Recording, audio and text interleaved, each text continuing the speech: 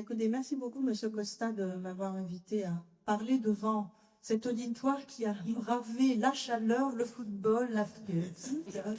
Donc, je suis très heureuse de partager avec vous les quelques résultats de recherche que j'ai menés. Alors, je suis chercheur et professeur de sociologie à l'École libre de Paris. Et je travaille depuis une vingtaine d'années maintenant sur le rôle des organisations de la société civile dans la démocratisation des sciences et des techniques. Et tout particulièrement, je m'intéresse au rôle que jouent les associations de malades, à la fois dans le soutien à la recherche, mais aussi dans la référence des problèmes de santé. Alors, vous n'êtes pas sans savoir que les associations de malades ont aujourd'hui un rôle quand même assez important et de plus en plus visible d'ailleurs dans l'espace public, en matière d'intervention, de soutien à la recherche, de mobilisation autour des questions de santé. Juste pour vous donner un exemple, et ça se manifeste en fait de multiples façons. Alors il y a des choses, j'imagine que vous savez, par exemple, que vous êtes très probablement au courant de l'existence d'appels aux dons que font les associations de malades. C'est le cas, par exemple, du Téléthon, qui est organisé tous les ans par l'Association française contre les myopathies. C'est le cas de SIDAction, pour un appel aux dons pour lutter contre le sida et soutenir la recherche sur le sida. Les associations de malades sont aussi assez connues dans le grand public, en tout cas, on en parle dans la presse, parce qu'elles participent à ce qu'on appelle les plans santé. Alors, il y a des plans par maladie en France, mais c'est le cas de tous les pays du monde. Il y a des plans cancer, il y a des plans autisme, des plans Alzheimer, plans maladies rares. Et les associations de malades qui seront concernées par ces maladies, en général, sont des parties prenantes dans l'élaboration et la mise en œuvre de ces plans.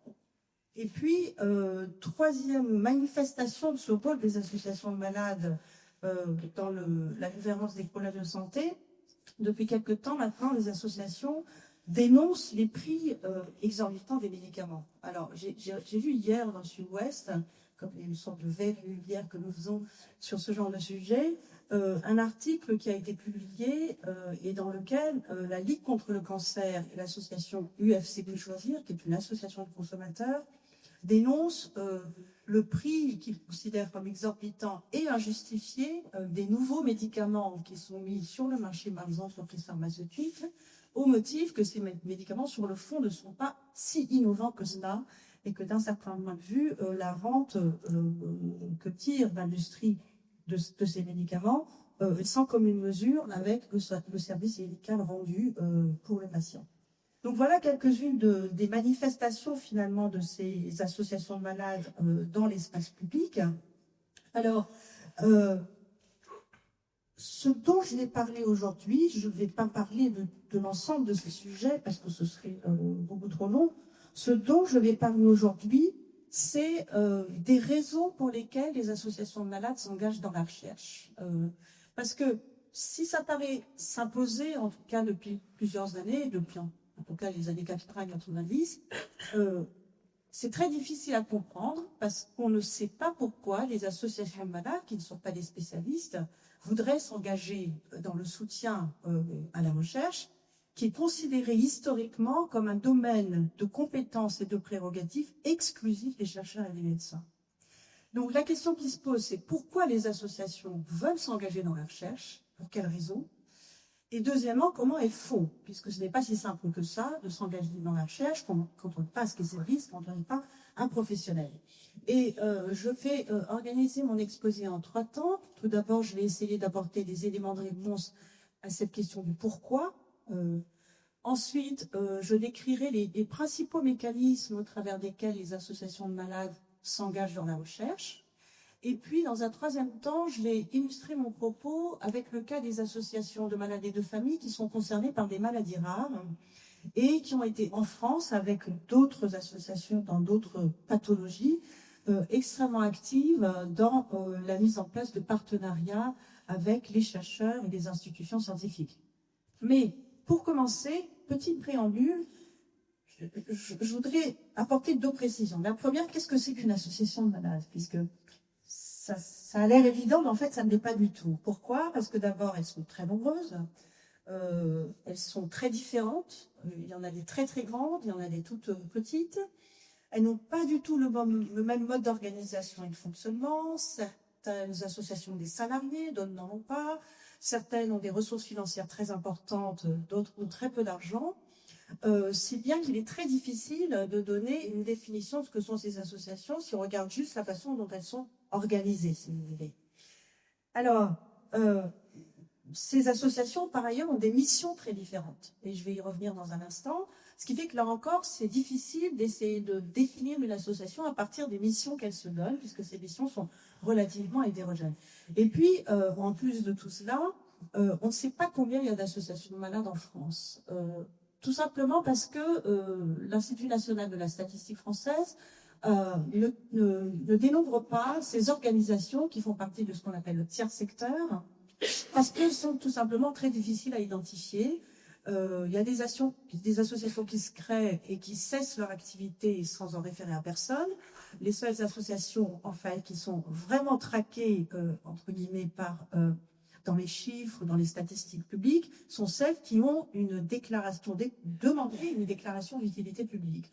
Autrement dit, il y a à peu près 3/4 des associations, probablement de malades, qui n'ont pas demandé de déclaration d'utilité publique, qui sont donc parfaitement invisibles depuis l'administration centrale et les statistiques françaises. Mais des enquêtes ont été menées par des collègues économistes de la Saint-Paul auprès des TELI, donc c'est une enquête qui était très très longue, et l'on sait aujourd'hui qu'il y a environ entre 4000 et 6000 associations de malades en France. Toutes tailles confondues, toutes missions confondues, toutes régions confondues, etc., etc. Qui ne sont pas toutes actives, qui ne s'engagent pas tous dans la recherche, et ça vous donne un ordre d'idée malgré tout, de la vivacité de ce lieu et de ce monde. Alors, du coup, comment on définit une association de malades? Alors, la définition qui a été retenue par à peu près tous les chercheurs partout dans le monde est la suivante. Une association de malades, c'est une organisation sans but lucratif. En France, ils ont un statut GOA 1901, qui regroupe des personnes qui sont directement concernées par une maladie, par un handicap ou par un problème de santé. Et deuxième point, c'est une organisation au sein de laquelle le pouvoir de décision est entre les mains des personnes concernées et non pas entre les mains des professionnels, même si dans les associations, il y a parfois des professionnels qui sont là soit à titre de membre, soit à titre de concédé. Donc c'est la définition que l'on retient pour définir ce que c'est qu'une association de malades, si bien que parmi les 4000, 5000, 6000 dont je vous ai cité tout à l'heure, il y en a finalement un peu moins de la moitié qui correspond à peu près à cette définition. Voilà. Deuxième point, je voudrais faire une clarification sur ce que j'entends par engagement des associations de malades dans la recherche. Alors, premier point de précision, recherche, c'est quoi? Je considère ici que la recherche, c'est toute activité d'exploration qui vise à produire des connaissances sur un sujet particulier. Alors, ça peut être sur la maladie, sur ses conséquences sur la vie des personnes, ça peut être sur les pratiques médicales, ça peut être sur la prise en charge des pathologies, leurs coûts.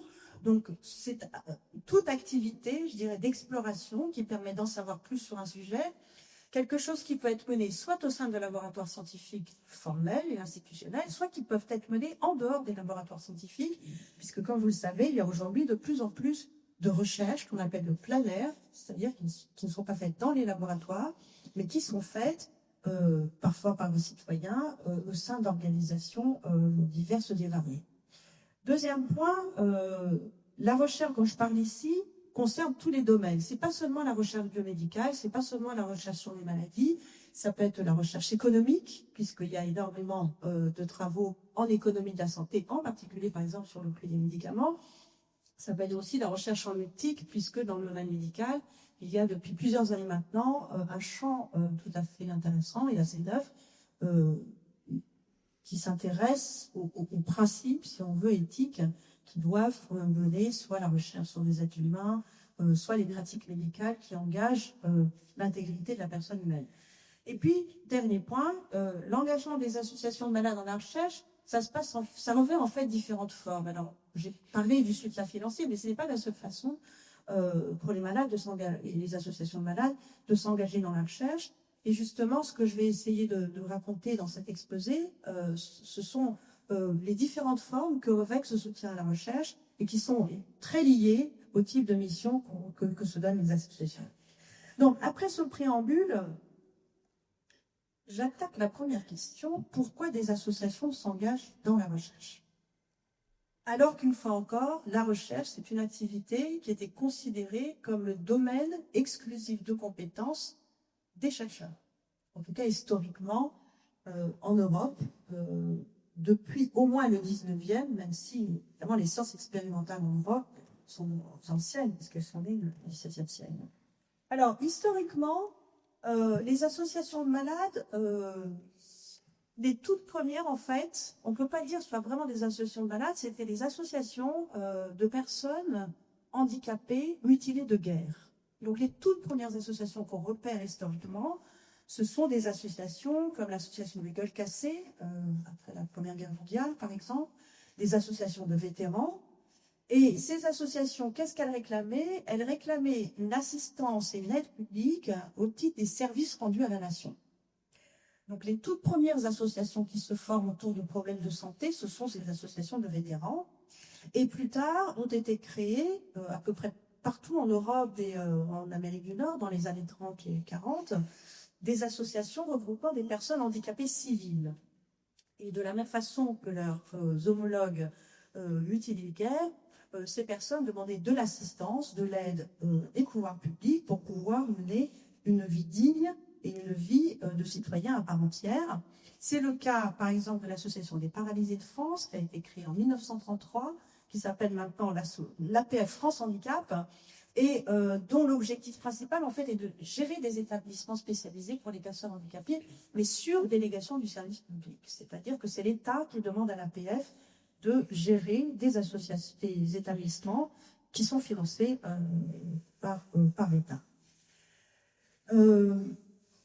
À partir des années 40-50, se créent ce qu'on appelle vraiment les associations de malades, selon la définition que j'évoquais tout à l'heure, c'est-à-dire des associations de personnes qui sont concernées par une maladie et qui se regroupent entre elles pour faire un certain nombre de choses. Et les premières associations qui se créent dans les années 40 sont des associations de personnes, ou de familles d'ailleurs, qui sont concernées par des maladies chroniques, comme le diabète par exemple, la sclérose en plaques, l'hémophilie.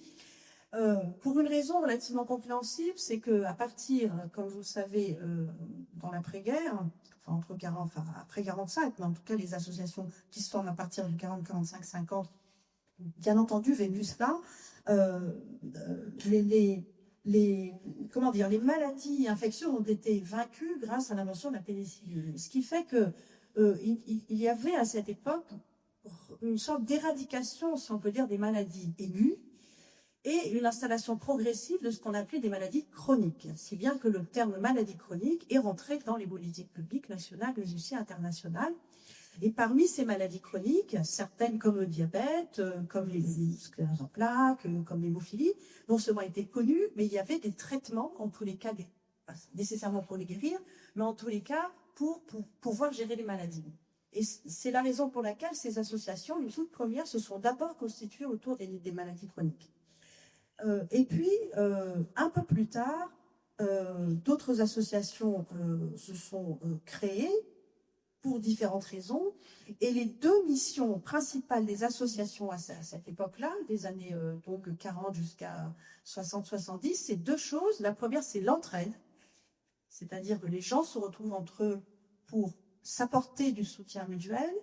Et la deuxième chose, c'était de défendre leurs droits et leurs intérêts auprès des puissances publiques. Par exemple, le droit à l'école, le droit à l'emploi, le droit au loisir, enfin toutes ces choses qui existent encore aujourd'hui, mais qui constituaient en fait les principales missions des associations, l'entraide et la défense des droits. Et puis, à partir des années 80, ont émergé des associations d'un genre complètement nouveau. Par exemple, l'ACT UP, que vous connaissez peut-être, qui est une des principales associations de lutte contre le sida, l'Association française contre les myopathies. Et ce sont des associations qui se sont données des missions, mais complètement différentes de leurs aînés. Alors, si on prend par exemple les associations de lutte contre le sida, leur objectif principal, ce n'était pas de s'entraider et de défendre leurs droits. Leur objectif principal, c'était d'avoir accès aux molécules qui étaient en train d'être testées. Parce que comme ils étaient en train de mourir, ils se sont dit, on ne va pas attendre que les molécules soient testées, on veut les tester nous-mêmes. même si nous prenons un risque considérable. Et pour cela, nous avons négocié avec les scientifiques et les autorités de régulation pour avoir accès à ces molécules avant, en quelque sorte, qu'elles aient été validées par les biologistes et les cliniciens. Si on prend le cas des maladies rares, la raison pour laquelle ces associations se sont créées, c'est tout simplement parce que les maladies étaient inconnues par les médecins. Il n'y avait quasiment pas de connaissances sur les maladies rares dans les années 60 en France, si bien que ces associations se sont retrouvées à se dire, qu'est-ce qu'on peut faire? Eh bien, nous avons essayé de trouver les moyens de mobiliser des chercheurs sur nos maladies et de faire en sorte que la lutte contre nos maladies soit véritablement engagée.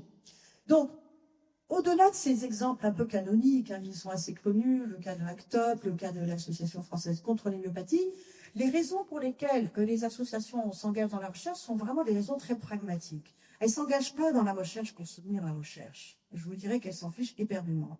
Elles s'engagent dans la recherche parce qu'elles sont confrontées à des problèmes que les malades vivent au jour le jour et qui ne trouvent pas de solution. Parce que les connaissances dont on dispose, les politiques qui sont mises en place, ne permettent pas de prendre en compte les problèmes de ces malades. Alors, quels sont ces problèmes? Ça peut être un problème fréquent auquel sont confrontés les malades et les associations, c'est l'errance diagnostique. L'errance diagnostique, quand la maladie est très complexe. Je pense par exemple à l'errance des familles qui ont des enfants qui souffrent du trouble déficit de l'attention et l'hyperactivité, que l'on confond avec des tas de choses, avec la dépression, avec la phobie scolaire, et même avec d'autres pathologies organiques. Et lorsque des parents ont des enfants souffrant de ce trouble, ils mettent parfois 4, 5, 6 ans avant de tomber sur un spécialiste qui est capable de poser un nom sur la maladie. Donc l'errance diagnostique, c'est d'abord l'une des premières raisons pour lesquelles les associations se mobilisent pour la recherche. La deuxième raison, c'est pour faire reconnaître leur maladie. Il y a beaucoup de maladies aujourd'hui, notamment des maladies environnementales, comme on dit, qui ne sont pas reconnues par les spécialistes comme des vraies maladies. Alors, c'est les cas, par exemple, d'un syndrome maintenant assez connu qui s'appelle le syndrome des bâtiments malsains, dont dit souffrir des salariés qui travaillent dans des bâtiments ou des locaux qui ne sont pas aux normes de sécurité voulues.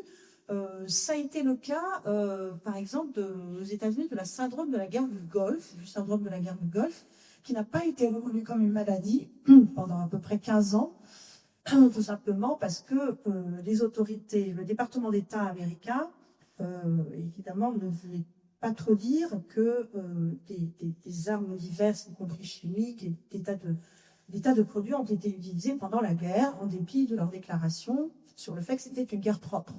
Donc, il y a des tas de maladies qui ne sont pas reconnues, et pour des raisons diverses, et c'est la raison pour laquelle les associations veulent s'engager dans la recherche pour faire reconnaître ces maladies. Et puis, troisième raison pragmatique, il y a tout simplement parfois des incertitudes sur les connaissances sur les maladies. Le cas des maladies rares est évidemment éloquent, puisque, une fois encore, ce sont des maladies, dans les années 60, sur lesquelles les médecins, français en particulier, mais pas seulement, n'avaient quasiment aucune connaissance. Et d'ailleurs, on ne connaissait pas les maladies rares dans les années 60 en France. Les quelques maladies qui étaient connues, c'était la mucoviscidose et ce qu'on appelait à l'époque la myopathie, c'est-à-dire la dystrophie du chêne de Loll. Mais c'était les deux seules maladies rares qui étaient alors connues. Donc, en résumé, pourquoi les associations s'engagent dans la recherche? Elles s'engagent dans la recherche, une fois encore, non pas pour la recherche, mais parce qu'elles veulent lutter contre la maladie. Et elles veulent lutter contre leur maladie parce qu'elles estiment que cette lutte n'est pas menée de façon suffisamment active ou de façon suffisamment pertinente par les autorités publiques et par le milieu scientifique et médical.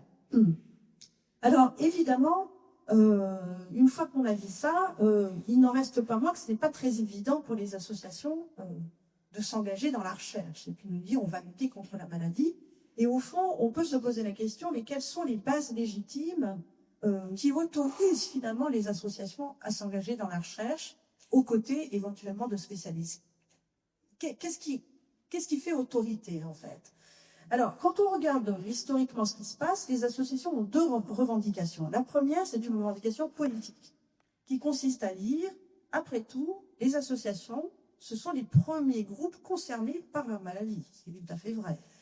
Et qu'à ce titre, eh bien, elles réclament d'être associées au processus de décision concernant toutes les actions et les politiques qui les concernent. Donc, elles veulent prendre part aux interventions qui vont les concerner dans le futur, et c'est une des revendications que font les associations malades. Et puis, une deuxième revendication qu'on qualifie en général de revendication épistémique, les malades, ce que disent les malades, c'est qu'ils sont des experts d'expérience, c'est-à-dire que ce ne sont pas des experts scientifiques, mais ils ont une connaissance de la maladie, pour vivre avec la maladie, je veux dire 24 heures sur 24. Ils ont donc une connaissance très particulière de cette maladie que n'ont pas forcément les spécialistes. Et pour cette raison, ils pensent qu'ils sont en mesure, de façon pertinente et légitime, de collaborer avec les spécialistes, puisqu'ils ont quelque chose à apporter à la connaissance de leur maladie. Alors, historiquement, en France, la revendication politique des associations est maintenant connue, puisque depuis la loi de 2002 dite de démocratie sanitaire, on va appeler loi Kouchner, il est maintenant exigé des institutions de santé d'avoir des représentants des malades et des usagers au sein de ces institutions et de ces différentes instances.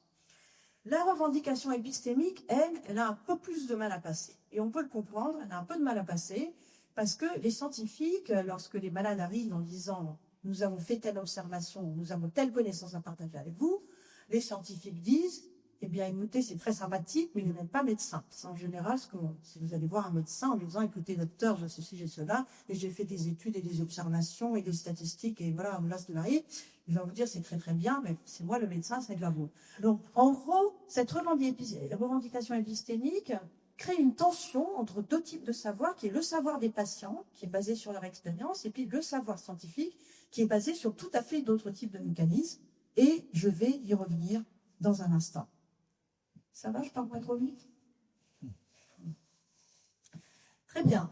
Alors, une fois qu'on a dit pourquoi les associations s'engagent dans la recherche, pourquoi elles sont légitimes à s'y engager, ou en tous les cas, pourquoi elles pensent qu'elles sont légitimes à s'y engager, reste la question comment? Comment elles font? Alors, historiquement, il y a 3 mécanismes au travers desquels les associations s'engagent dans la recherche. Le premier, c'est en donnant de l'argent aux chercheurs. C'est un mécanisme très étudié. Historiquement, c'est le premier mécanisme, d'ailleurs, au travers desquels les associations se sont engagées dans la recherche. Ça consiste en fait à déléguer le pouvoir aux scientifiques. Mettons qu'une association ait quelques sous, et ce que va faire cette association, c'est d'essayer de trouver des experts, essayer de mobiliser des gens dans les institutions médicales, en leur disant, écoutez, nous, on a un peu d'argent qu'on a levé au travers des cotisations des membres, au travers de diverses levées de fonds. On vous les confie, on vous confie cet argent, c'est un mécanisme de délégation, on vous confie cet argent et vous allez financer des recherches qui ont à voir avec notre maladie. Donc, ça, c'est une situation très classique. C'est une situation classique, mais de nombreuses recherches ont montré que ça comporte un risque très important pour les associations. Le risque, c'est que les associations perdent le contrôle sur l'usage de l'argent qu'elles ont confié aux chercheurs. Non pas parce que les chercheurs sont des malfrats, mais tout simplement parce que les chercheurs peuvent très bien financer d'autres recherches que celles sur les maladies qui concernent les associations qui leur ont donné de l'argent. Et ça, c'est très courant. Et ce n'est pas du tout par mauvaise foi ou par méchanceté, c'est tout simplement parce que quand on fait de la recherche, on commence par un sujet, et puis ce sujet nous emmène vers un autre sujet, et donc la recherche, c'est dynamique, et donc il y a des moments où, parfois, les sous que vous donnez de l'association, eh bien, on s'en sert quand on continue à financer des recherches, même si ça n'a plus rien à voir avec la maladie dont s'occupe l'association. Ce risque a été documenté dans la littérature, c'est la raison pour laquelle ce mécanisme-là de délégation du pouvoir aux scientifiques est de moins en moins utilisé par les associations. Deuxième mécanisme, certaines associations, même la plupart d'entre elles, cherchent à devenir des experts profanes. Alors, que veut dire ce mot barbare? Ça veut dire tout simplement que les associations, leurs membres, essayent d'acquérir des connaissances scientifiques pour pouvoir discuter avec les spécialistes, justement pour ne pas perdre le contrôle, en fait, de leur relation avec les spécialistes. Alors, qu'est-ce que font les associations? En général, en fait, les membres des associations lisent des articles scientifiques, ils participent à des conférences, ils vont visiter les laboratoires, et certains membres d'associations vont même jusqu'à compléter leur formation universitaire pour pouvoir avoir le bagage scientifique nécessaire pour dialoguer avec des scientifiques. Alors là aussi, c'est un mécanisme qui comporte un risque, c'est que les associations peuvent perdre de vue les préoccupations des malades qu'elles sont censées représenter. Et ça s'est passé dans différentes associations, c'est-à-dire qu'il y a eu une sorte de scission entre les malades qui ont acquis des connaissances scientifiques, qui vont parler avec des chercheurs, dans des colloques, etc., dans des institutions, et puis les malades qui n'ont ni le temps ni l'énergie de se former, si on veut, et qui sont restés à la marge de l'association, conduisant parfois d'ailleurs à des scissions au sein même des associations. Et puis, le troisième mécanisme, c'est un mécanisme qui consiste pour les associations à devenir des experts d'expérience, un mot que j'ai utilisé tout à l'heure. Qu'est-ce que ça veut dire, en fait, devenir des experts d'expérience? Ça veut dire être capable, à partir de l'expérience des malades, de fabriquer une connaissance partagée, une connaissance collective, qu'on transmet aux spécialistes pour que les spécialistes prennent cette connaissance des malades en considération et voient ce qu'ils peuvent faire pour résoudre les questions que ce type d'observation faite par les malades peuvent se poser. Donc c'est ça qui est appelé expert d'expérience. Évidemment, ces trois mécanismes ne sont pas exclusifs les uns des autres. Simplement, quand on passe du premier au troisième, c'est le pouvoir qui change de main, je dirais. C'est-à-dire que dans le premier mécanisme, le pouvoir est entre les mains des scientifiques, et dans le troisième, il est entre les mains des associations. Et ce qui n'est pas toujours confortable. Et ce n'est pas confortable pour une raison très simple, que j'ai déjà mentionnée tout à l'heure, c'est que ce n'est pas facile pour des non-spécialistes de faire admettre à des spécialistes qu'ils ont des compétences et des connaissances qui peuvent être utiles à l'avancée du savoir sur les maladies. Donc la difficulté pour les associations, c'est de trouver les outils et les procédures qui leur permettent de dire, voilà, nous avons une connaissance, ce n'est pas une connaissance scientifique, mais c'est une connaissance très importante, très pertinente, et en tout cas c'est une connaissance qui importe aux malades, et nous avons besoin de discuter avec les chercheurs de ce type de connaissances ou de ce type de problème.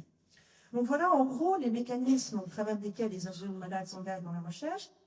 Et je vais, pour le temps qui reste, illustrer ces mécanismes avec le cas des associations de malades et de familles, parfois concernées par les maladies rares. Et je vais commencer par le cas de l'Association française contre les myopathies, parce que c'est une association qui est devenue un cas d'école, en fait. Alors, elle est devenue un cas d'école d'abord pour les associations elles-mêmes, c'est-à-dire que l'AFM a joué un rôle extrêmement structurant dans le domaine de la mobilisation associative sur les maladies rares. Elle a été à l'origine de la création de très nombreuses associations françaises, mais aussi européennes sur les maladies rares. Elle a été à l'origine de la création de l'Alliance maladies rares française, de l'Organisation européenne des maladies rares. Elle est l'interlocutrice principale des autorités publiques nationales et européennes pour tout ce qui concerne la recherche et la prise en charge des maladies rares. Donc l'AFM est devenue, on pourrait dire, une organisation extrêmement puissante, mais une organisation qui sert de référence en fait pour d'autres associations dans le champ des maladies rares. Première raison.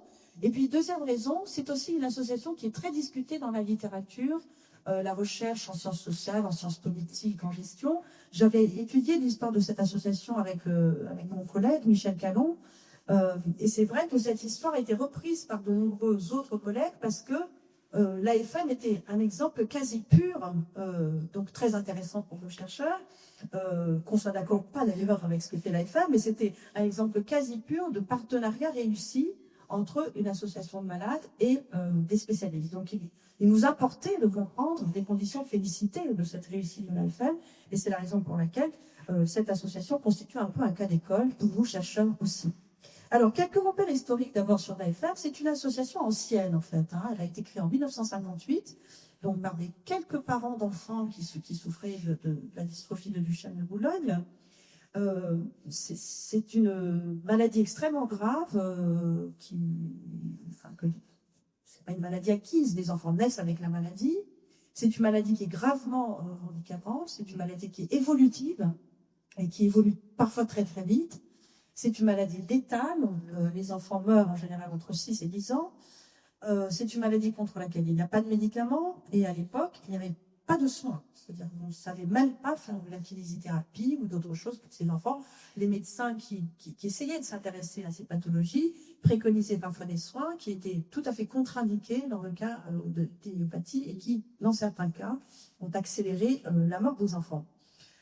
Et puis, c'est une maladie héréditaire. À l'époque, on ne parlait pas de maladie héréditaire, de maladie génétique, pardon, on parlait d'hérédité. Les familles, dans certaines familles, par exemple, plusieurs enfants d'une même fratrie avaient cette maladie. Et parce qu'elle était héréditaire, ça a été longtemps considéré, aussi bien par les professionnels que par les familles d'ailleurs, comme une tare. Et on disait souvent la myopathie, puisque c'était la seule myopathie connue, on disait la myopathie, c'est une tare, c'est une malédiction qui tombe sur la famille, on n'y peut rien, c'est une erreur de la nature, etc., etc. Et nous avons, au cours des enquêtes que nous avons menées, vu des témoignages tout à fait, à la fois assez poignants, mais aussi très révélateurs de cette façon de considérer une maladie comme autre chose qu'une maladie. Par exemple, je me souviens d'un témoignage d'une personne qui m'a conté que lorsque sa sœur, c'était dans les années 60, avait accouché d'un enfant qui avait cette myopathie, cet enfant était tellement déformé, c'est-à-dire qu'il ressemble presque plus à des êtres humains, que la famille avait décidé de le mettre dans une boîte avec des trous quand même pour qu'il puisse respirer, de le mettre en dehors de la maison, parce que la vue de cette chose, comme il disait, était tout simplement insupportable pour les familles. Donc c'était considéré comme une tare, les médecins ne savaient rien dessus, chaque fois que les familles allaient voir des médecins, disaient « on ne sait pas, on n'a jamais vu, etc. etc. » Si bien que, à un certain moment donné, les parents ont dit eh bien, si personne ne sait rien, et si même les médecins ne savent pas, il faut que nous prenions nos responsabilités au nom de nos enfants, et il faut qu'on mette fin à ce cercle vicieux, à la fois de l'ignorance et de l'impuissance. Ce sont les termes qu'a utilisé Bernard Paraton, qui était un ancien président de l'AFN. Alors, qu'est-ce qui s'est passé? En fait, l'association décide de soutenir la recherche très tôt, à une époque où ce n'était pas du tout à la mode, si on peut dire, dans le milieu associatif français. Elle se rend compte qu'il n'y a pas de médecin, il n'y a pas de chercheur, il n'y a pas de spécialiste, bref, il n'y a personne qui peut vraiment s'investir dans cette maladie. Et d'un certain point de vue, c'est à son corps défendant. C'est bien parce qu'il n'y avait pas de médecin qu'elle s'est dit « nous allons prendre les rênes de notre politique de recherche, nous allons essayer de mobiliser la recherche des chercheurs ». Et une fois, évidemment, qu'elles ont eu les règles du pouvoir entre les mains, l'AFM n'a plus lâché. Ce qui a créé beaucoup d'irritation dans le milieu scientifique, puisque maintenant que l'AFM est ciblée, puissante, argentée, etc., les scientifiques ont un peu envie de venir, en tout cas, venir faire, comme certains disent, de la biomendicité. En somme, ce qui est intéressant avec le cas de l'AFM, c'est que c'est une organisation qui n'a pas cherché sciemment à s'investir dans la recherche, mais qui a été conduite à le faire du fait de cette absence, non seulement d'un milieu de recherche, un milieu médical sur la myopathie, mais également de l'absence totale de politique publique sur ces maladies neuromusculaires. Juste à titre d'illustration, les maladies neuromusculaires rentrent dans les maladies remboursées à 100% par la sécurité sociale seulement en 1973, ce qui est effectivement quand même assez tardif. Alors, comment l'AFM s'y est prise? D'abord, l'AFM a décidé, pour le coup, que son ennemi, c'était la maladie. Ce n'est pas les médecins, même si l'AFM est très virulente, parfois contre les médecins et les chercheurs. Elle a décidé que l'ennemi, c'était la maladie. Et cette transformation de la cible figure même dans son nom, puisqu'avant, l'AFM s'appelait l'Association française des myopathes. Et à partir du moment où elle a décidé que la maladie était son ennemi, elle a changé son nom en Association française contre les myopathies. Dans le discours de l'AFM, dans ce qu'elle essaie de faire, dans la façon qu'elle a d'expliquer, en tout cas ses objectifs, le répertoire militaire est omniprésent. L'AFM parle sans cesse d'ennemis, de combats, de luttes, de victoires, de guerres, de guérir. Donc c'est un répertoire très différent du répertoire classique des associations d'entraide, qui sont davantage dans le soutien émotionnel, le soutien social, dans des choses, en fait, une sorte d'entre-soi, si vous voulez, tandis que l'AFM a déclaré la guerre à une maladie et a décidé que c'était à elle de prendre les risques de cette guerre, qu'elle peut perdre, et elle le dit d'ailleurs, mais elle est dans un répertoire militaire. Et c'est ce répertoire militaire qui fait la différence entre ce genre d'associations et les associations qui ne s'engagent pas dans la recherche. C'est-à-dire que les associations comme l'AFM se donnent des ennemis. Elles font de la politique au sens presque pur du terme. C'est faire de la politique, c'est se donner des ennemis. Alors, comment l'AFM a fait? Comment l'AFM a fait? Elle a mis en place, l'AFM a inventé en France, en tout cas, ce modèle de partenariat entre associations et spécialistes. La première chose, alors ce modèle de partenariat s'appuie sur deux choses. En tous les cas, il comporte deux dimensions. La première, c'est que c'est le conseil d'administration de l'AFM qui décide de sa politique scientifique et en particulier qui décide des projets qu'elle veut soutenir, des équipes qu'elle veut soutenir, des laboratoires qu'elle veut soutenir. Alors bien sûr, elle est conseillée par un conseil scientifique, elle est éventuellement conseillée par d'autres experts à qui elle fait appel, mais le pouvoir de décision est entre ses mains. Le conseil scientifique ne fait que conseiller, comme son nom l'indique, et c'est l'association qui décide. Alors, ça, évidemment, ça a été assez mal pris, parce que c'est très difficile à faire comprendre. La Cour des comptes, par exemple, en 1993, avait émis un rapport où elle louait le bon usage de l'argent du Téléthon, mais où elle rajoutait cette remarque: il est tout de même dommage que l'AFM ne confie pas le pouvoir de décision sur les projets à soutenir à son conseil scientifique. Ce à quoi l'AFM a répondu: l'AFM n'est pas une association de recherche, c'est une association de malades, mais une association de malades qui décide de soutenir, selon ses propres critères, des recherches lorsque ces recherches lui paraissent pertinentes. Donc ça, c'est un vrai basculement dans l'histoire des associations. C'est ce qu'avec mon collègue Michel Canon, nous avons appelé le transfert de pouvoir des scientifiques vers les malades, le pouvoir des malades, c'est-à-dire cette capacité et cette décision prise par les associations de malades de dire ce sont nous qui sommes aux manettes et non pas les scientifiques. Ça, c'est le premier point. Deuxième dimension de ce modèle de partenariat, pour autant, ce sont des associations qui veulent travailler avec les scientifiques. D'abord parce qu'elles en ont besoin pour que des recherches avancent sur leur maladie, mais aussi et surtout parce qu'elles ne veulent pas qu'on leur dise, puisque vous avez de l'argent, puisque vous avez envie de subir de la recherche, eh bien vous n'avez qu'à tout faire vous-même. Ce qui a été une réaction très importante dans les années 95-96 du secrétaire d'État aux personnes handicapées qui s'est adressé à l'AFM en disant: écoutez, vous êtes tellement riche que bon, et que vous n'avez qu'à tout faire vous-même, hein, ce sera plus simple comme ça. L'AFM a répondu en disant: non, c'est pas si simple que ça. Nous, on veut bien faire des choses, on veut lancer des initiatives, on veut prendre des risques, mais on ne veut pas que les pouvoirs publics, l'industrie, les chercheurs se délestent de leurs responsabilités et de leur mission.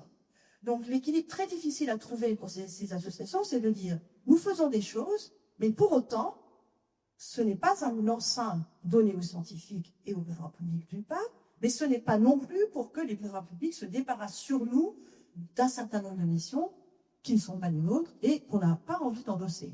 Donc c'est ce rapport très particulier qui constitue ce modèle de partenariat et qui fait finalement qu'il a fallu l'inventer, c'est-à-dire il n'existait pas auparavant, et pour l'inventer, il a fallu que ces associations se dotent d'outils, de procédures très particulières pour arriver à faire tenir ce modèle. Alors, dans le temps qui me reste, je vais parler de quelques outils, justement, de quelques procédures qu'utilisent ces associations comme l'AFM pour tenir ce modèle de partenariat. Alors, pardon, je vais parler de tout.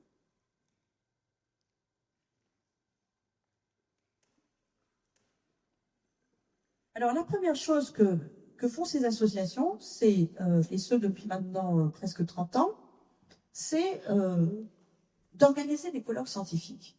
Ça paraît assez curieux, mais les associations de malades se sont mis d'abord à apprendre un peu de science, pas toute la science, juste ce qui concerne leur maladie, se sont mis à faire des colloques, se sont mis à organiser des rencontres avec les chercheurs pour faire quoi?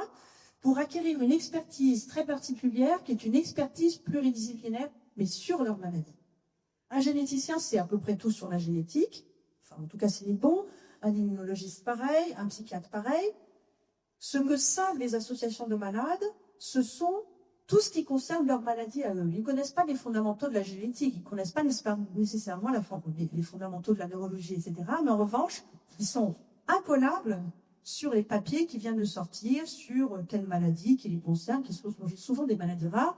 Et on entend d'ailleurs très souvent les chercheurs ou les cliniciens nous dire « c'est très curieux, nous avons reçu telle et telle famille qui sont venus avec des articles scientifiques sur le bras pour nous montrer telle chose. J'ignorais, me disait un chercheur pourtant très, très connu, j'ignorais qu'il y avait un papier qui a été publié sur ce sujet. » Donc ce sont des personnes qui acquièrent des connaissances, mais des connaissances sur leur maladie et des connaissances pluridisciplinaires sur leur maladie. Alors ces associations se sont mises à organiser des conférences, des colloques, au cours desquels elles invitent des chercheurs, bien sûr, et maintenant c'est tout à fait monnaie courante. C'est-à-dire que la plupart des associations, qu'elles soient petites ou grandes, parce que ça ne nécessite pas énormément de moyens de faire tout cela, eh bien, organisent tous les ans des colloques. Alors là, il y a par exemple le colloque, le 4e colloque qui a été organisé par l'AFM en 91. Là, c'est une journée de formation destinée aux professionnels qui a été organisée par l'association Ostéogenèse Imparfaite, qui est une association concernée par une maladie rare très particulière qu'on appelle la maladie des os de verre, puisque les enfants qui ont cette maladie ont des fractures multiples dès vraiment, pas dès leur naissance, mais quasi. Et donc, elle organise cette association des journées de formation régulièrement à l'attention des professionnels, mais également à l'attention des juristes, puisque c'est une maladie malheureusement pour laquelle les parents sont parfois accusés de maltraitance.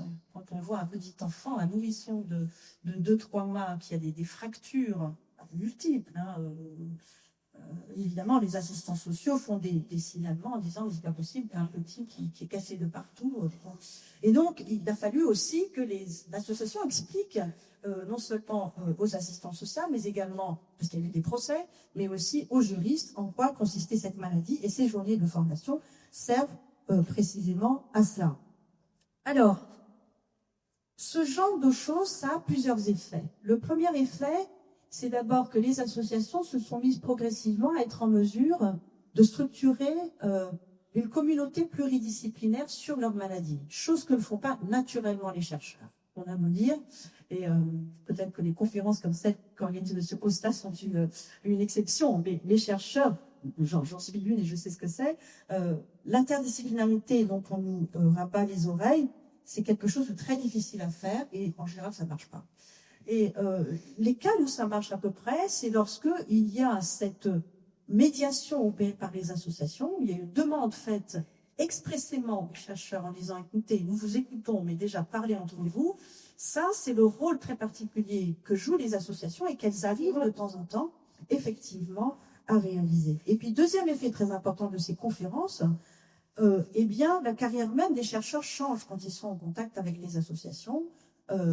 Pour ce qui me concerne, je n'ai pas une grande carrière, mais c'est vrai que lorsque j'ai commencé à travailler sur les associations de malades il y a 20 ans, il y a une sorte d'engagement réciproque qui s'est créé entre moi et les associations, alors que je ne l'ai pas du tout fait au titre d'un engagement quelconque, tout simplement parce qu'ils sont réflexifs et intelligents, et donc c'est plus agréable de travailler avec des gens qui réfléchissent, qui ont des combats à mener, et qui en plus se remettent constamment en question, puisqu'ils savent qu'ils peuvent demain peut tout s'arrêter, comme dit l'AFM, c'est plus d'argent dans la caisse, tout s'arrête.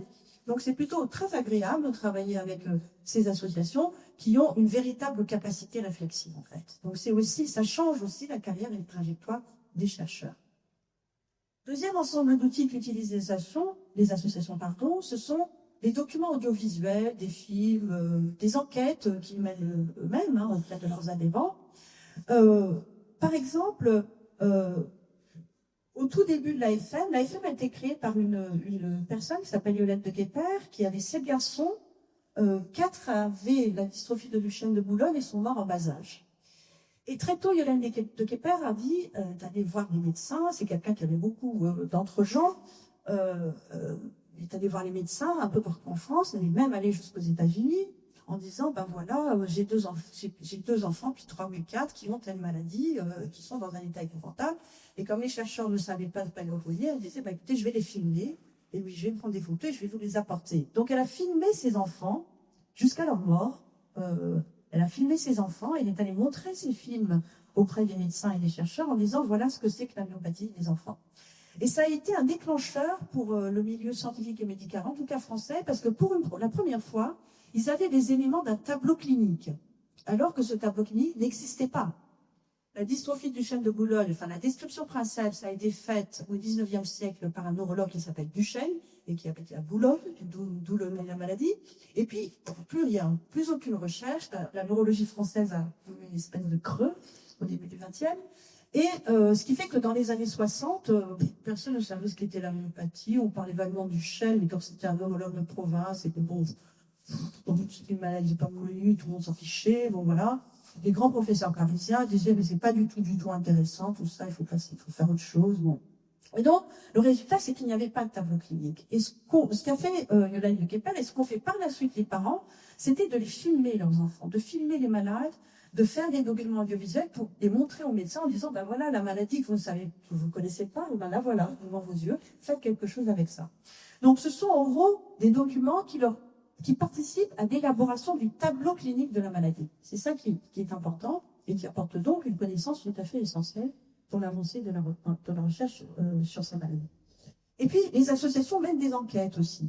Et ça, c'est un point très important. Je pense par exemple à une petite association qui s'appelle Génération 22, qui est concernée par un syndrome chromosomique qui est assez épouvantable. C'est un syndrome, il y a une microdélétion sur le chromosome 22 et qui vient avec des tas de manifestations diverses et variées, des troubles organiques, psychiatriques, cognitifs, enfin bon, c'est une maladie pas rigolote du tout. Et cette association, au début, lorsqu'elle s'est créée dans les années 2000, certains parents venaient en disant, écoutez, on ne comprend pas, notre fille qui a la maladie, elle a 15-16 ans et elle a une schizophrénie.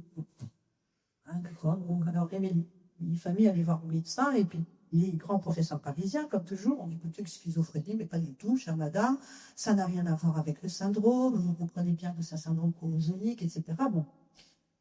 Donc, comme ces cas se répétaient, les familles ont dit, on n'a qu'à faire une enquête, puisque le médecin veut dire que tout ça n'a aucune importance, que ce n'est pas lié, nous allons faire une enquête. Donc, l'association a lancé une enquête France entière, en demandant aux familles, alors j'avoue que c'est un peu intrusif, enfin, en demandant aux familles, avez-vous rencontré un problème psychiatrique, ils ne disaient pas nécessairement schizophrénie, parce que c'était quand même très effrayant, chez vos enfants qui ont cette maladie. Et le résultat a été qu'en effet, la prévalence de la schizophrénie dans ce syndrome est plus élevée que dans la population générale.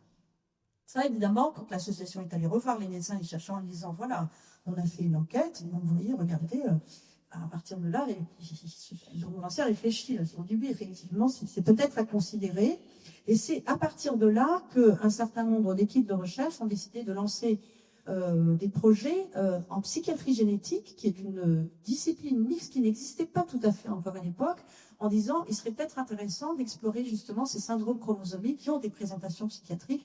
C'est devenu aujourd'hui un peu le mainstream dans la recherche en génétique médicale, mais dans les années 2000, c'était très rare de voir des généticiens et des psychiatres qui travaillaient ensemble pour faire des projets de psychiatrie génétique. Donc voilà pour ce deuxième ensemble d'outils qu'utilisent les associations. Troisième ensemble, les financements. Alors, évidemment, les financements, c'est toujours ce qui vient en premier lieu. On dit l'AFM a de l'argent. L'AFM a beaucoup d'argent. Elle a créé en 1987, quand vous savez, elle a lancé le Téléthon qu'elle a importé des États-Unis. Donc, c'est un appel de dons qui lui rapporte tous les ans à peu près 100 millions d'euros, dont la moitié consacrée à la recherche et l'autre moitié à l'aide aux familles. Mais des associations comme ça, il y en a très très peu en France. Et même dans le monde. Donc la plupart des associations, en fait, sont pauvres. Elles ont des moyens extrêmement limités, mais pour autant, le peu de moyens qu'elles ont, elles l'utilisent parfois pour pouvoir soit contribuer au financement de petits équipements de laboratoire, par exemple, ou apporter un peu d'argent à une étude complémentaire dans un gros projet de recherche. Parce que pour les laboratoires, avoir du petit argent, c'est difficile, parce qu'on est soumis, évidemment, c'est bien normal, au marché public, aux règles du marché public. Donc, s'il nous manque, mettons, 5 ou 10 000 euros pour acheter un instrument, on ne le trouve pas facilement aussi barato que ça disparaître. On peut trouver beaucoup de gros argent, mais pas de petits argent. Donc, les associations, souvent, facilitent, en fait, font la jonction, font le joint entre le gros argent et le petit argent. Et puis, surtout, elles financent des doctorants. Et ça, c'est très important, parce que l'objectif des associations, c'est que ce soit des jeunes qui travaillent sur leur maladie pour assurer la pérennité d'une communauté de chercheurs sur ces maladies qui sont rares. Il y a des générations de chercheurs qui travaillent sur les maladies rares et quand ils ne seront plus là, s'il n'y a pas de relève, ça va à nouveau retomber dans l'oubli. En tous les cas, c'est ce que disent les associations. Et donc, elles préfèrent soutenir des jeunes doctorants plutôt que des chercheurs confirmés. Autrement dit, les financements qui sont apportés par les associations malades, aux chercheurs, ce sont des financements dédiés. Elles ne donnent l'argent qu'après avoir discuté avec l'équipe sur qu'est-ce qu'elle va en faire, pour faire avancer quoi. Elle demande aux équipes de rendre compte, elle demande aux équipes de lire leur projet. Et donc, c'est de l'argent qui est exigeant, en fait, pour les équipes de recherche.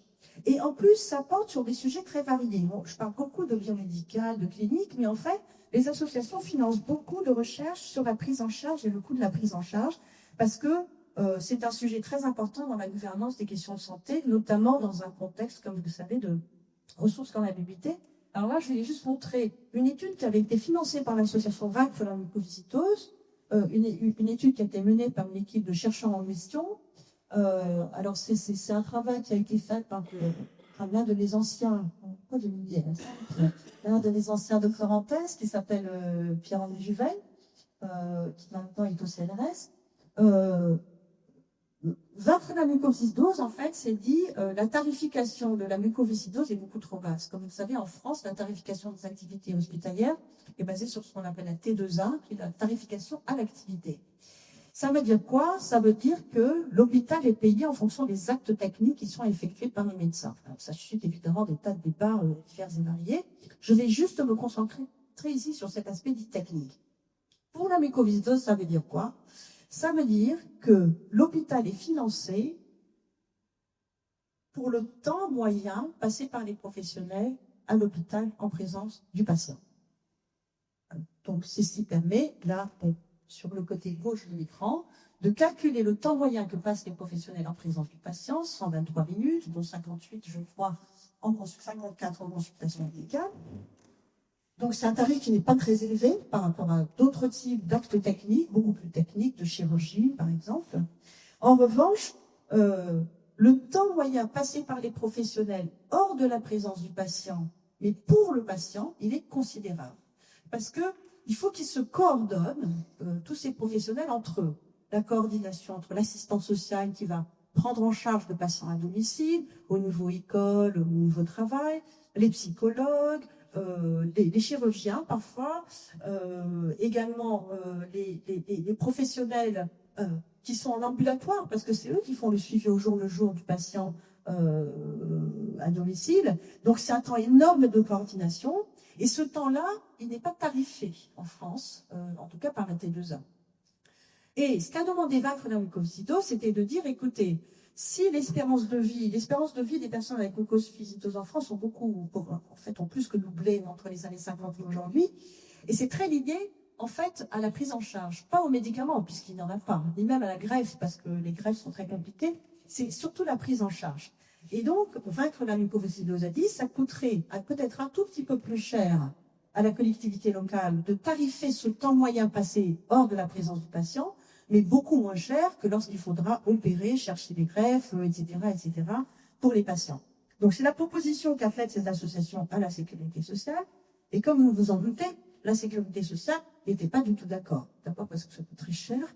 Et puis, de son point de vue. Et puis surtout, la sécurité sociale, en fait, avait peur que d'autres associations viennent taper à sa porte en disant, nous aussi, augmenter le tarif de prise en charge de telle pathologie chronique, etc., ou de telle maladie d'Alzheimer, par exemple, parce que les associations l'association Alzheimer en France a pris exemple justement sur Vaincre la mucoviscidose en disant que la prise en charge de la maladie d'Alzheimer était malheureusement très mal tarifée en France et donc ne permettait pas de couvrir le coût de la prise en charge. Donc voilà le type de recherche que financent justement les associations. On n'en parle pas beaucoup, c'est pour ça qu'il me paraissait intéressant d'en faire mention dans cette exposé. Et puis enfin, et avant de conclure, la dernière façon pour les associations de participer à la recherche, c'est évidemment la participation des malades eux-mêmes. Alors, dans le cas des maladies rares, c'est très particulier parce que les maladies rares, on en a répertorié entre 7 000 et 8 000. Aujourd'hui, on en découvre à peu près un par semaine. Ce sont des maladies qui affectent moins d'une personne sur 2000. Ça, c'est le taux de prévalence retenu par la législation. Et ce sont des maladies qui, à 80%, sont d'origine génétique. Ce qui veut dire quoi? Ce qui veut dire que si on veut faire de la recherche sur les maladies rares, il faut que les chercheurs disposent de matériaux biologiques, et particulièrement de l'ADN. Donc, les malades sont sollicités pour donner leur ADN. Et ce sont les associations, en fait, qui sont sollicitées, puisque les associations ont le contact avec les malades, alors que les médecins, non.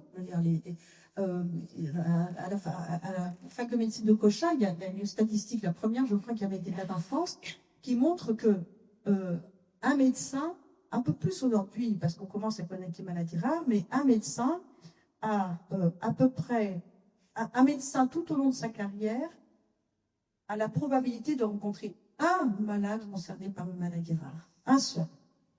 Forcément, il ne sait pas. En plus, ce n'est pas enseigné à la faculté, les maladies rares, jusqu'à aujourd'hui d'ailleurs. C'est très peu enseigné. Il y a des maladies qui sont enseignées, mais l'idée de maladie rare n'est pas enseignée.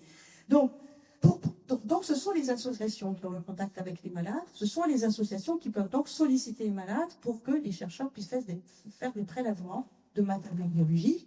Ce sont aussi les associations qui sont sollicitées pour que les malades soient inclus dans des essais cliniques quand le temps est venu de faire des essais cliniques.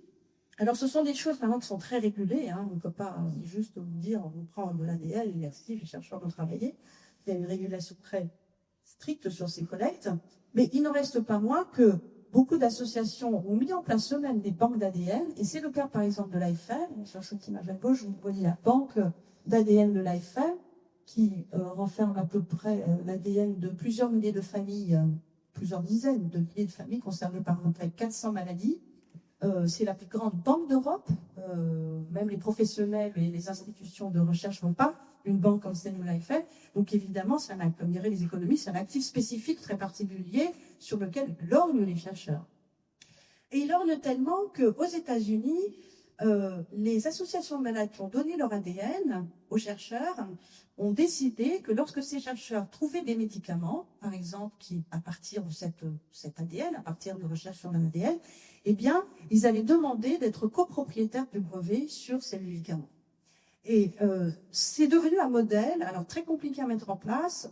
Là, j'ai des collègues juristes, Florence Bellevier et Christine Moiville, qui ont étudié en fait ce type de dispositif dans lequel des associations de malades disent aux chercheurs et aux industriels, mais puisque vous avez travaillé sur mon ADN, que maintenant vous avez fait un médicament sur lequel vous avez tiré des profits, ce qui est bien normal, eh bien moi je réclame d'être copropriétaire de ce médicament, ne serait-ce que pour pouvoir avoir un accès aux médicaments, là je parle des États-Unis, où comme vous savez le prix des médicaments est libre et extrêmement élevé. Il faut avoir en tête que un médicament rare, il n'y en a pas beaucoup pour une maladie rare, ça coûte à peu près 400 000 $ par an par patient. Donc évidemment, très peu de gens sont capables d'affronter, de payer ce montant.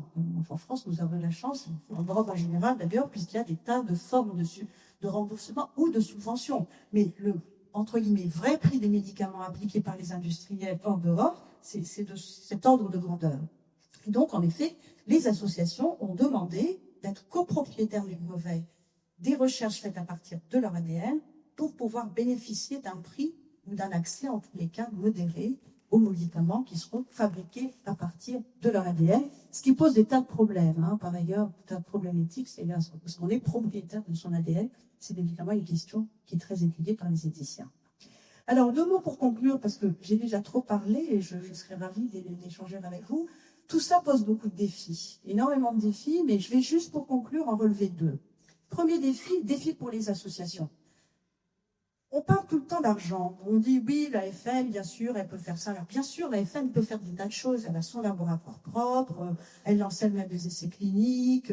C'est une association très courtisée parce qu'elle a beaucoup de capacités, de moyens, elle a beaucoup de réseaux de recherche. Elle est animatrice de tas de réseaux au niveau français, mais aussi international. Mais en fait, quand on enquête auprès des associations, l'argent, ce n'est pas, je dirais, la ressource la plus critique pour mener un partenariat efficace avec des spécialistes. Ce que disent les associations, c'est que ce qui leur manque, c'est du temps et de l'énergie. Parce que pour comprendre comment fonctionne le milieu scientifique, pour aller négocier avec la Haute Autorité de Santé, pour aller parler avec l'INSERM, pour savoir qui fait quoi parmi les généticiens, les pédiatres, les psychiatres, les neurologues, etc., pour comprendre comment fonctionne la tarification à l'activité en France, comment sont calculés les coûts d'une maladie, c'est un travail à temps plein, en fait. Et donc, dans les associations dans lesquelles on a pu enquêter, les personnes qui s'occupent de ça, bien sûr, tous les membres contribuent, mais il y a vraiment des personnes qui ne font que ça, et elles le font à temps plein, parce qu'elles ne travaillent pas, ou parce que, voilà, ou ce sont des personnes qui sont à la retraite et qui disent, ben voilà, on va le faire.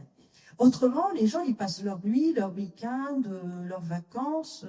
Donc, pour les associations, la difficulté, c'est que mener un partenariat avec les professionnels, ça suppose d'être quasi professionnel.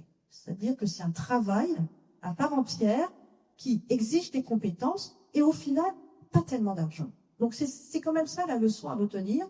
Et c'est vrai que c'est probablement un des défis auxquels confronter les associations aujourd'hui. C'est l'argent, un petit peu, mais c'est surtout le temps, les compétences, l'énergie qu'ils peuvent mettre pour s'engager dans des actions collectives qui nécessitent un niveau quasi professionnel. Et puis, il y a aussi un défi, et ce sera un mot de conclusion, pour les institutions. Pourquoi ?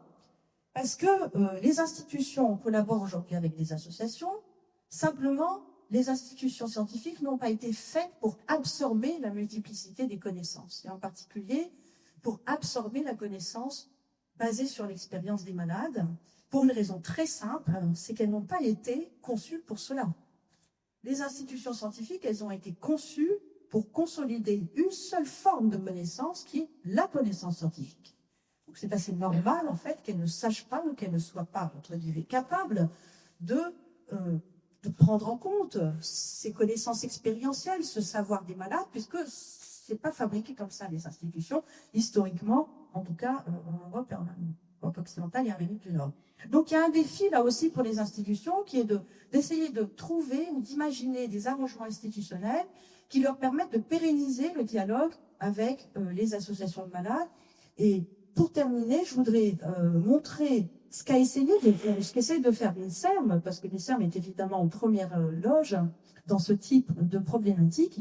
L'INSERM a créé un groupe de réflexion avec les associations de malades, qui est composé à la fois de représentants d'associations de malades, de chercheurs et de membres de l'administration INSERM. C'est un groupe qui est placé auprès de la présidence de l'INSERM, et ce groupe se réunit très régulièrement pour qu'une réflexion et un apprentissage mutuel soient faits entre des chercheurs et des associations pour savoir que veulent les associations, quels sont les problèmes sur lesquels elles souhaiteraient qu'il y ait des politiques de recherche développées, et pour que l'INSERM entende les associations, mais aussi pour que les associations entendent l'INSERM. C'est-à-dire que les associations comprennent en quoi consiste une institution de recherche comme l'INSERM, quelles sont ses contraintes, ses lubies, mais aussi le type de collaboration qui peut être menée avec elle. Donc, je vais m'arrêter là. Je vous remercie beaucoup pour votre attention et puis je serai ravie de changer avec vous. Merci.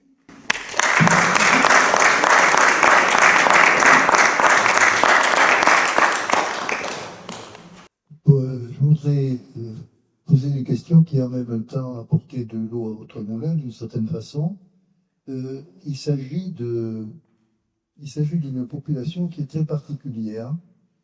Ce sont des gens qui sont sourds, ils sont gravement sourds, et puis pour des raisons génétiques, pas forcément, et qui bénéficient maintenant d'un traitement qui est extrêmement efficace, scientifique et clinique, c'est-à-dire qu'on peut réaliser ce qu'on appelle un implant cochléaire, c'est-à-dire qu'on introduit dans l'enroulement de leur cochlée un fil avec des contacts espacés sur ce fil, et ces contacts servent à envoyer des impulsions électriques à la cochlée et au lien de cette cochlée avec donc les composantes du cerveau qui s'occupent de l'audition.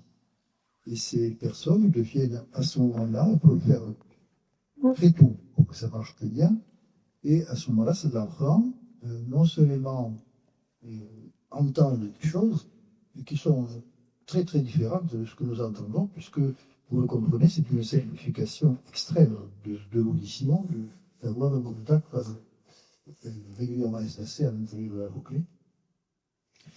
Mais ces enfants entendent quelque chose, sont capables de discerner dans la conversation d'un adulte à leur égard, d'apprendre à comprendre ce que dit cet adulte, un langage qui ressemble à celui que nous comprenons, et ils sont capables de se faire, ils sont capables de se mettre à parler, ils sont démutisés.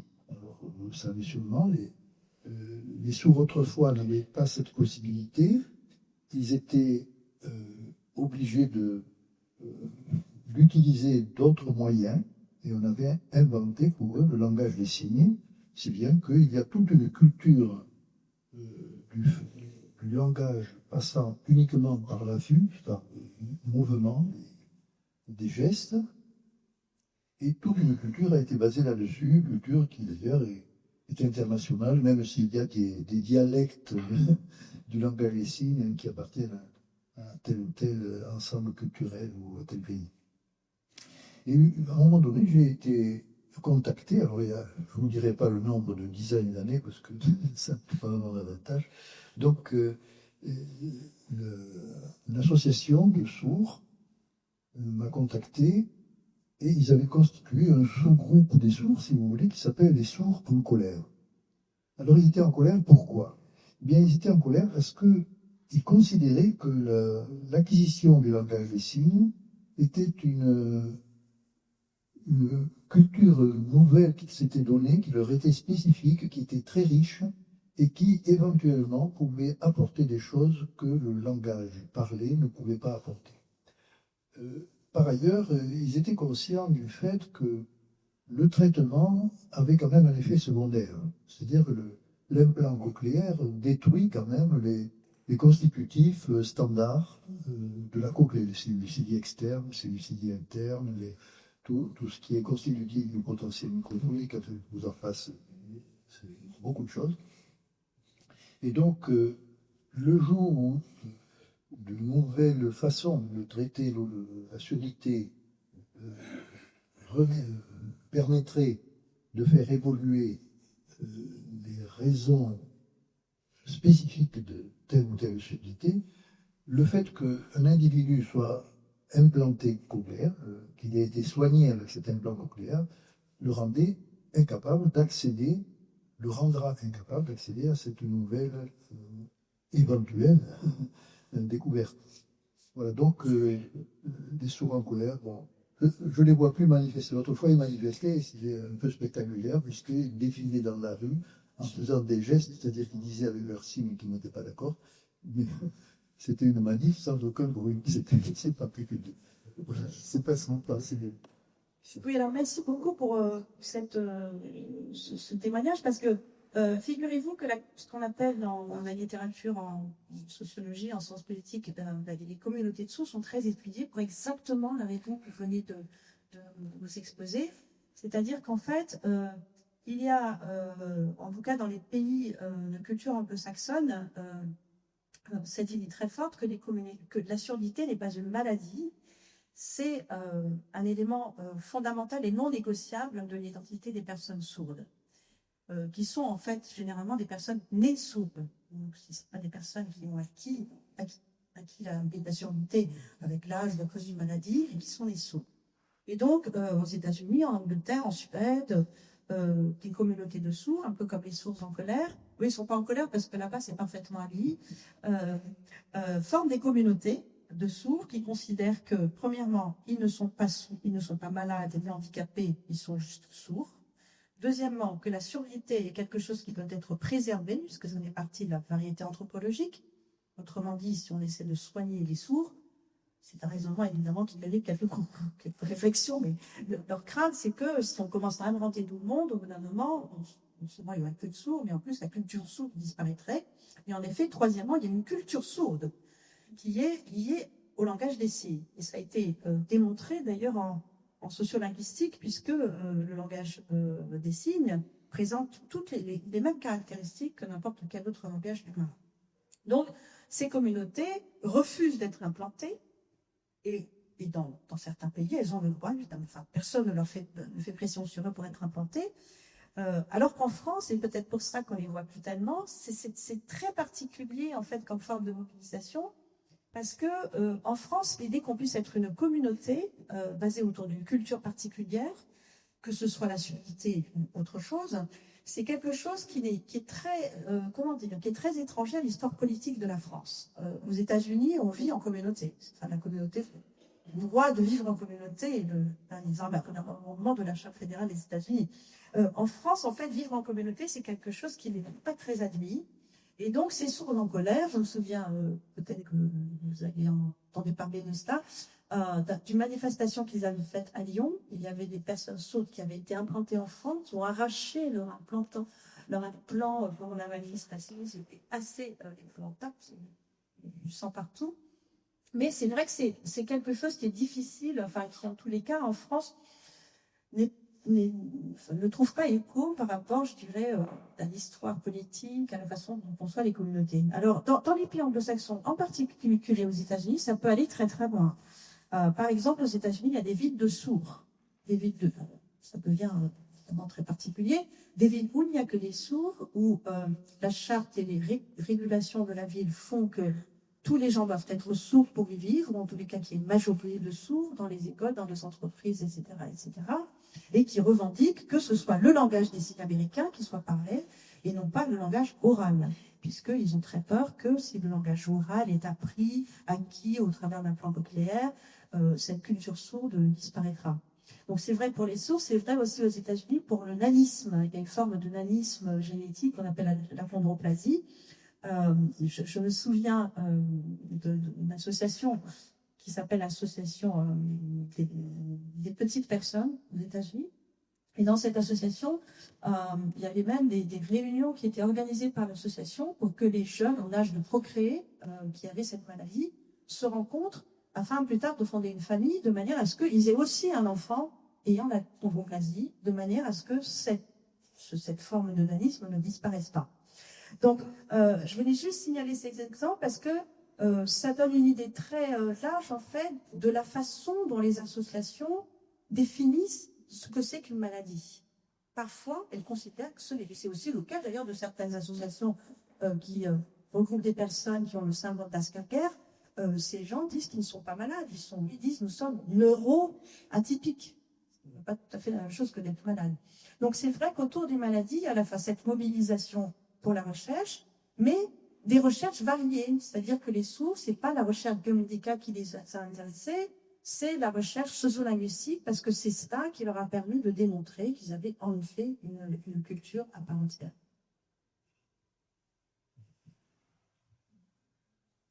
Voilà, ça va. Oui, vous avez beaucoup parlé, évidemment, c'est le sujet de votre conférence, des associations. Alors, pourquoi se groupe-t-on? Lorsque l'on est malade, est-ce qu'il y a un critère commun qui nous rassemble? Et ce critère commun crée, bon an, mal an, une association avec un statut administratif ou juridique à définir, peu importe. On est un groupe. À quoi sert un groupe? Sinon, à exercer une pression pour que le langage s'instaure, comme vous l'avez évoqué, dans les différentes organisations que vous avez citées, en particulier en dernier, autour de l'INSERM. Vous savez certainement que les malades qui s'adressent aux représentants de l'institution médicale se heurtent souvent à un mur d'incompréhension qui est digne de Molière. Devant les malades, dont les crétins, quels qu'ils soient, même s'ils ont une culture scientifique honorable, et on les traite comme des chiens. Alors, à quoi sert le groupe de pression d'une association? Puisque c'est ça le but. Parce que si on évoque le pouvoir de quoi? Le pouvoir de décider d'une recherche et d'un financement. Vous avez évoqué le problème de la taille des associations. Je pense à la maladie de Crohn, qui nous intéresse, dont le nombre de malades est en croissance vertigineuse. Il n'y a pas d'association qui ait le pouvoir et qui ait la taille de financer un laboratoire propre. Alors, comment fait-on pression sur l'administration pour obtenir les crédits nécessaires à une recherche et comment a-t-on accès à cette recherche? Merci beaucoup, monsieur. Alors, il y a beaucoup de questions dans ce que vous avez dit. Je vais peut-être essayer et je vous remercie de dire peut-être essayer de les serrer. Alors, première question, pourquoi on se regroupe? Historiquement, en fait, c'est vraiment une innovation organisationnelle, les associations de malades, parce que pendant très longtemps, les malades ne voulaient pas se regrouper entre eux, parce que c'est pas très facile de retrouver des gens qui ont les mêmes problèmes que vous, certains qui sont même dans des situations plus graves que vous. Vous voyez la maladie, ce que vous allez devenir. Et en plus, pendant très longtemps, la façon dont était régulée les relations entre les médecins-patients, c'est cette fameuse relation qu'on appelle le colloque singulier, c'est-à-dire que c'est un médecin face à son patient comme médecin. Les médecins sont des instincts de propriété. Et donc, l'idée que les patients se retrouvent entre eux, discuter entre eux et lui dire des choses, et puis éventuellement venir en disant, écoutez, docteur, je ne suis pas content, est-ce que vous pouvez me prendre telle chose, ça, c'était très difficile à gérer pour les médecins. Donc, d'une part, les patients ne se regroupent pas facilement, peut-être aujourd'hui davantage, mais sur certaines maladies, par exemple, il y a des gens qui ne veulent pas se regrouper parce que ça a fait peur, parce qu'ils ont peur d'être stigmatisés s'ils forment un groupe, etc. Et puis, en plus, les relations avec les médecins, vous l'avez dit, s'ils font pas. Parfois, c'est vrai que quand on dit qu'on sait des choses, quand on est un patient, le médecin dit oui, enfin, il dit rien en fait. Globalement, il ne vous écoute pas. Donc, c'est vrai que ce n'est pas évident. Alors, à quoi sert de se regrouper? En fait, c'est très intéressant parce que historiquement, les premières associations qui sont nées aux États-Unis, c'est les alcooliques anonymes. Et c'est très intéressant parce que, premièrement, c'était quand même un problème tabou, l'alcoolisme. Donc, c'est pas facile de se rediscuter. Pour ça, c'était des groupes anonymes, c'était pas facile de se renouveler en disant, voilà. Et quand on dit alcoolique, c'est quand même des gens, moi, je peux dire par les chiffres, qui sont capables de boire 5-6 bouteilles d'alcool par jour. Donc, c'est quand même des situations absolument dramatiques. Ils se sont regroupés pourquoi? Parce que, et vous verrez, c'est un petit détour pour arriver à la question de comment on fait pression quand on n'a pas d'argent. En fait, pourquoi ils sont regroupés? Parce qu'aux États-Unis, donc l'alcoolique anonyme s'est créé en 1937, et à l'époque, aux États-Unis, l'alcoolisme était considéré comme un crime. C'est d'abord considéré comme un trouble à l'ordre public, comme en France. Donc, si on vous trouve aviné dans l'espace public, on vous met en prison, enfin, dans un poste de police. Et puis surtout, aux États-Unis, à l'époque, l'alcoolisme c'était considéré comme un manque, disons comme une maladie de la volonté. C'est-à-dire que l'on disait que si les gens sont alcooliques, c'est parce qu'ils manquent de volonté. Et donc, quand ils étaient en prison, on leur faisait des électrochocs, qui était un traitement très courant dans les années 30, de manière à ce qu'ils retrouvent leur volonté. Ils disaient électrochoc, en disant, oui, maintenant je vais arrêter. Alors, le résultat, c'est qu'ils sortaient de prison, ils avaient complètement, pardonnez-moi l'expression, dessoulés. Et puis surtout, ils avaient pris quand même pas mal de chocs dans la tête. Et puis, au bout de 2 jours, ils ont commencé à boire ça. Donc, prison, électrochoc, la rue, prison, électrochoc, la rue. Donc, ils sont arrivés au bout d'un moment dans un état de délabrement physique, psychologique. On va tout ce qu'on peut imaginer après un parcours comme ça. Et c'est comme ça qu'ils ont progressivement décidé de se réunir. D'abord parce qu'ils se retrouvaient dans une église baptiste, donc il y avait déjà une sorte de fondement en fait de la communauté. Et puis ils ont décidé de se réunir en disant ce qu'on veut, on va faire pression pour que les psychiatres arrêtent de nous faire des électrochocs. C'est déjà assez dur d'être alcoolique. Si en plus on nous fait des électrochocs, on est fichu, on va jamais s'en sortir. Et c'est à partir de cette décision et de la discussion qu'ils avaient entre eux en disant mais comment fais-tu toi pour essayer de ne pas boire en permanence, c'est passé quand même leur journée à boire ces gens. Eh bien moi j'essaie de, si j'ai soit, je sais pas si on peut utiliser cette expression, mais enfin si j'ai envie de boire, j'attends la minute d'après, même la demi-seconde d'après, reculer le moment de boire. Donc ils ont mis en place cette entre guillemets thérapie très connue qu'on appelle les 12 steps et qui consiste en fait une thérapie progressive vers l'abstinence, qui n'est plus du tout à la mode aujourd'hui. Aujourd'hui, il y a des tas de moyens, entre guillemets, de lutter contre l'alcoolisme. Mais le point très important qu'apportait cette association, c'était de dire que l'alcoolisme, ce n'est pas un problème de volonté, c'est un problème d'addiction. Et c'était la première fois dans le langage psychiatrique que le terme addiction est apparu, c'est-à-dire ce n'est pas la faute de la personne, c'est la faute de la substance. Je caricature un peu, mais c'est ça l'idée. Et donc, ce qu'il faut faire, c'est de faire en sorte de mettre la substance à distance des personnes. Alors, pourquoi je prends cet exemple? Parce que Alcooliques Anonymes, ils avaient très peu d'argent. Simplement, ce qu'ils ont fait, et c'est de vous parler de comment faire pression, c'est là où je disais que l'argent compte, mais il y a beaucoup d'autres choses qui comptent. C'est un travail qui prend des décennies, en fait. Ça prend des décennies d'aller parler, mettre un pied dans la porte d'une institution, d'aller lui expliquer, de lui apporter des preuves, de réunir des gens. L'AFM est née en 58, on en parle beaucoup aujourd'hui, beaucoup, parce que c'est une des associations les plus puissantes de France, voire du monde. Mais l'AFM en 58, ils étaient 3 couples. Ils faisaient des crêpes le dimanche pour demander des fonds. C'était une association qui a eu un parcours vraiment très laborieux. Et toutes les associations sont comme ça. Et très souvent, malheureusement, elles s'arrêtent en chemin parce que voilà, les gens n'ont plus d'énergie. Alors, vous avez raison. Peut-être que les pouvoirs publics, alors en plus, comble de tout, si je puis dire, maintenant qu'elles sont connues, les associations, les pouvoirs publics leur demandent beaucoup de choses. On leur dit, est-ce que vous ne pourriez pas faire ci? Est-ce que vous ne pourriez pas venir demain matin à la HAS? Alors que bon, les gens, il faut qu'ils paient leur voyage, il faut qu'ils prennent une journée de congé s'ils travaillent.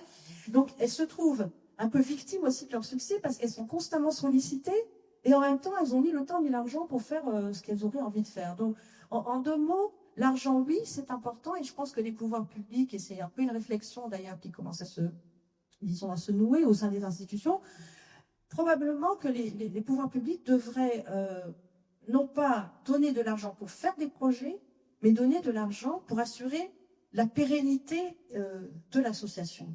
C'est-à-dire donner à l'association les moyens tout simplement d'aller à des réunions, de réunir des gens, d'avoir une salle, enfin toutes ces choses en fait qui paraissent tout à fait anodines, mais qui sont essentielles dans la vie associative et qui permettent de maintenir la mobilisation sur le long terme. Vous signaliez la maladie de Crohn. Alors, c'est vrai qu'il y a une association sur la maladie de Crohn qui est membre GRAM, d'ailleurs, comme vous le savez peut-être. C'est une association qui, effectivement, n'a pas les moyens de l'AFM, mais au travers de cette... C'est ça que j'ai pression, disons, la douce pression et néanmoins ferme exercée par les associations partout où elles peuvent. C'est au travers, en fait, de ces moyens divers et variés qu'éventuellement, elles peuvent se faire entendre. Mais il faut faire attention, enfin, comment dire, c'est pas qu'il faut faire attention, c'est que c'est difficile de se faire entendre par les associations, mais au sein même des associations, parfois les gens abandonnent, tout simplement parce qu'ils se disent, ben, ça sert à rien, et puis on a tellement d'autres choses à faire, ils ont bien raison d'ailleurs, on a lavé tous les jours, on est malade, etc. Donc le fait de s'engager dans la recherche et tout ça, il y a beaucoup de malades en fait qui n'ont pas envie. Je veux dire, il n'y a pas que ça dans la vie associative, il y a aussi d'autres priorités, d'autres objectifs. Donc, ce dont je vous ai parlé, c'est vrai, c'est quand même quelque chose d'assez spécifique, même si ça commence à se répandre.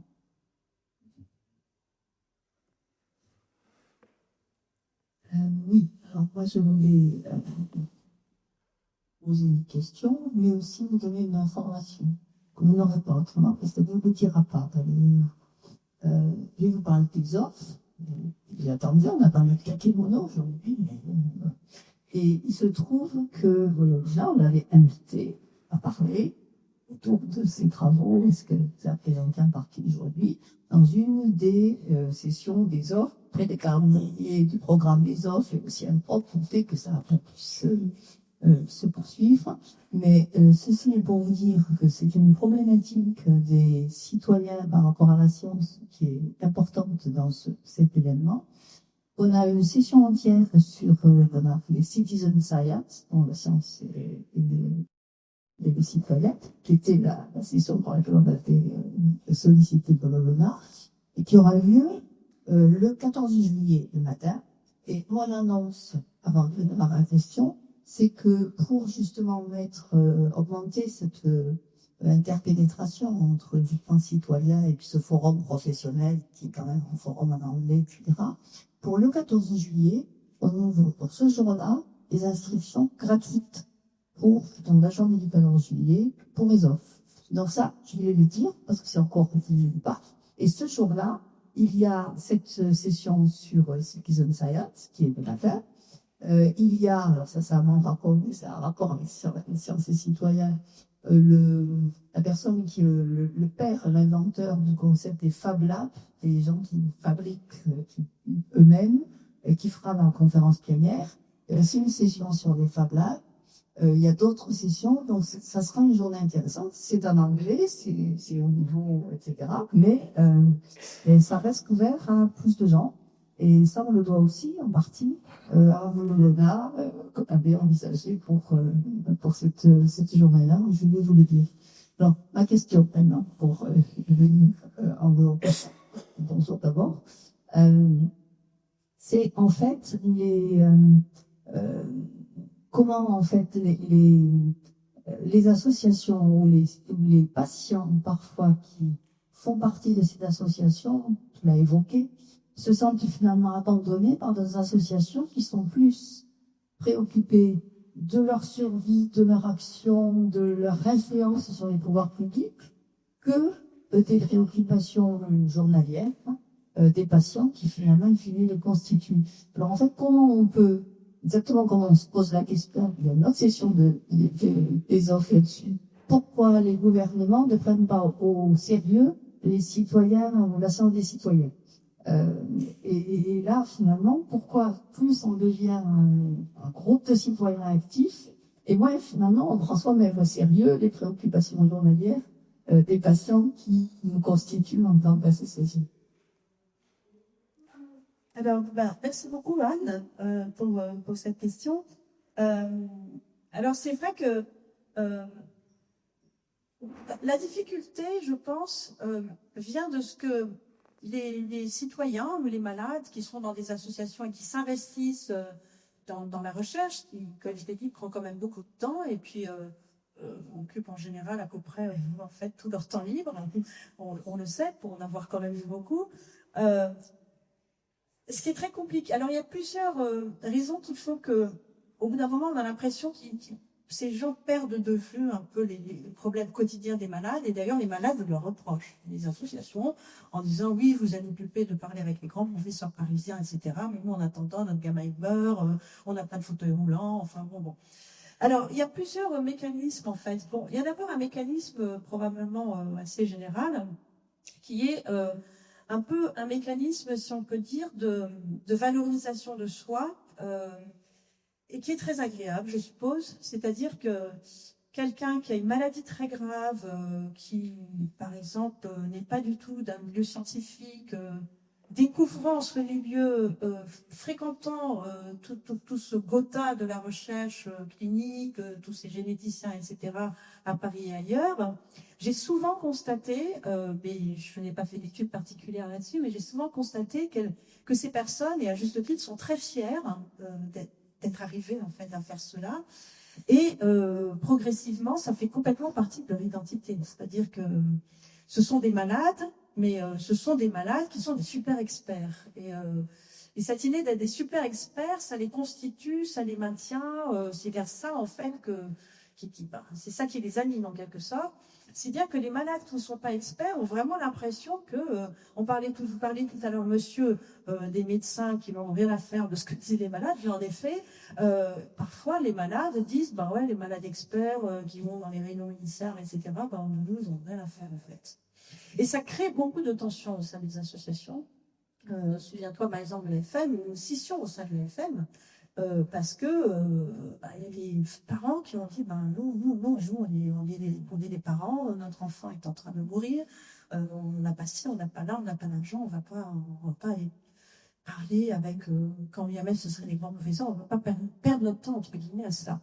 Donc il y a ce premier aspect qui fait que on a le sentiment, ce n'est peut-être pas vrai, mais on a le sentiment que ces malades experts,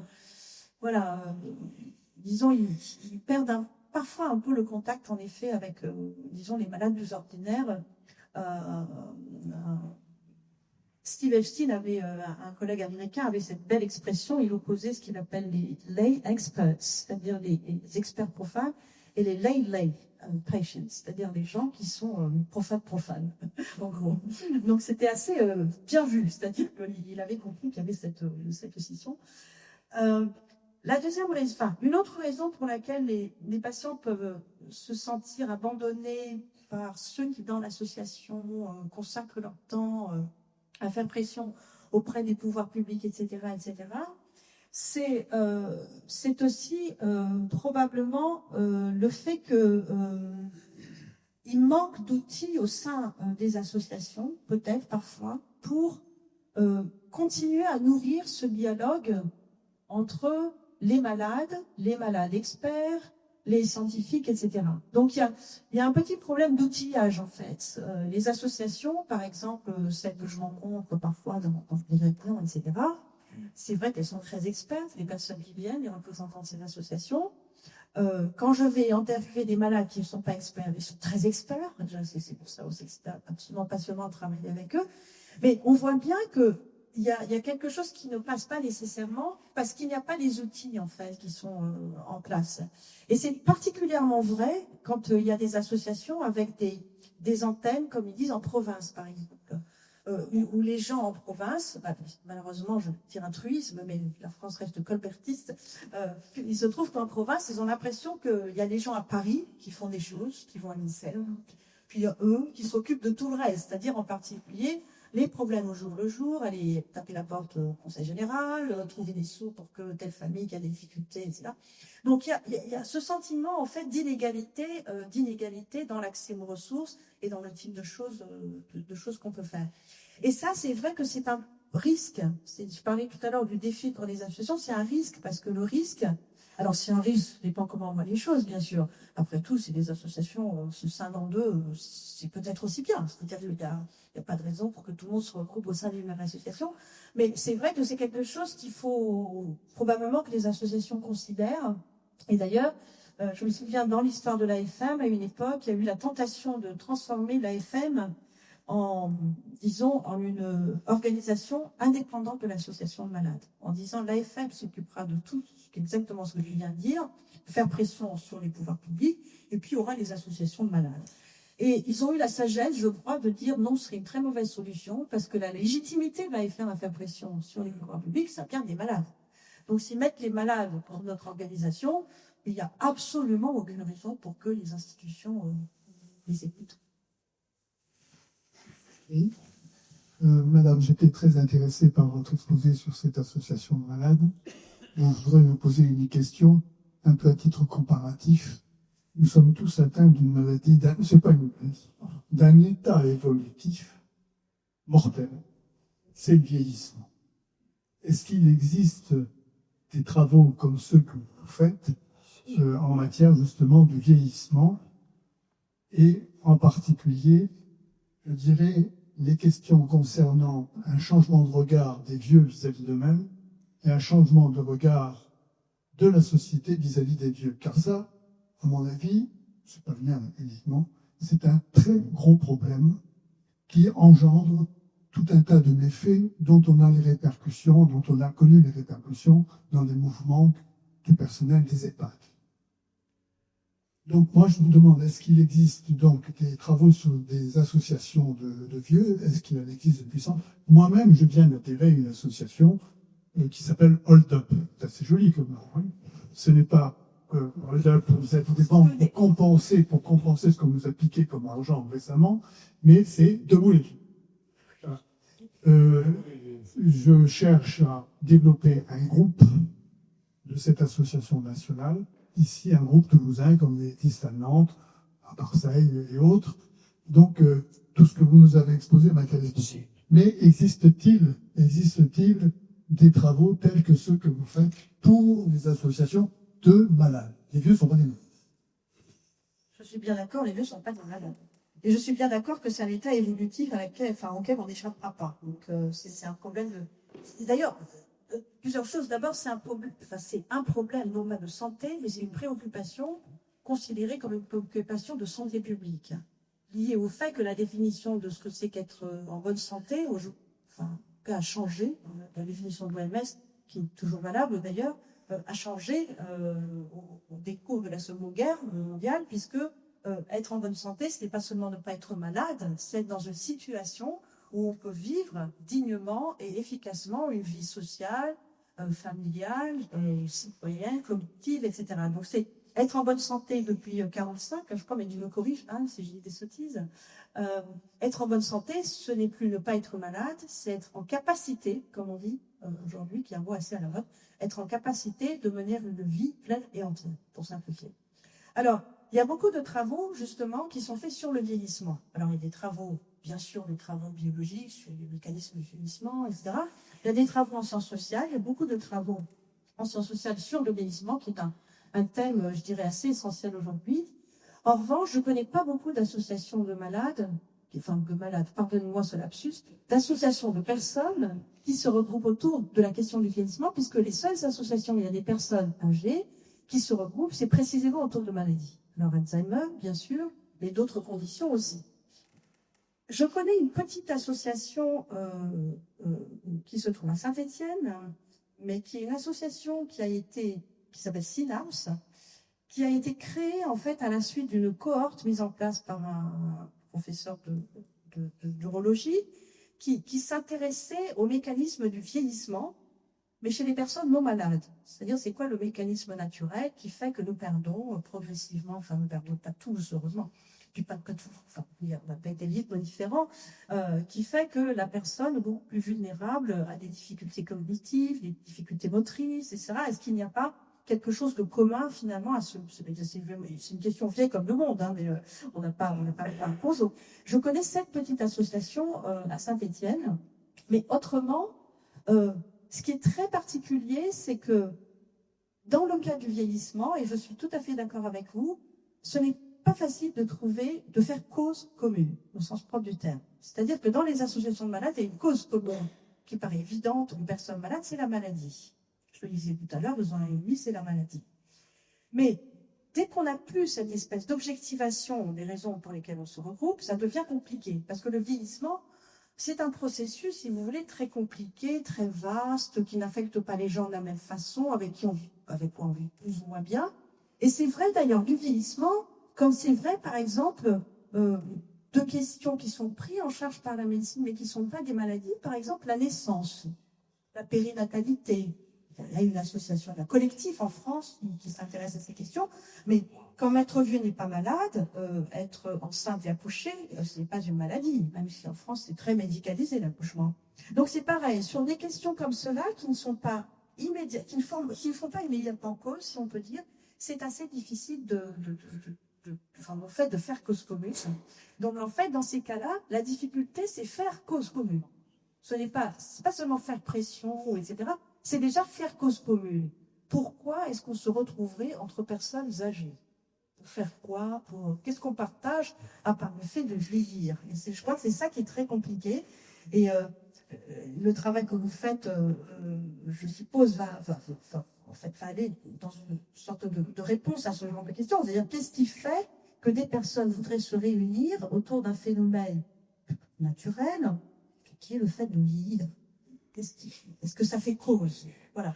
Donc c'est un peu ça, voilà. C'était pour un peu situer par rapport aux associations. Je pense que la cause commune est du côté du regard de la société. C'est quoi? C'est cette cause commune.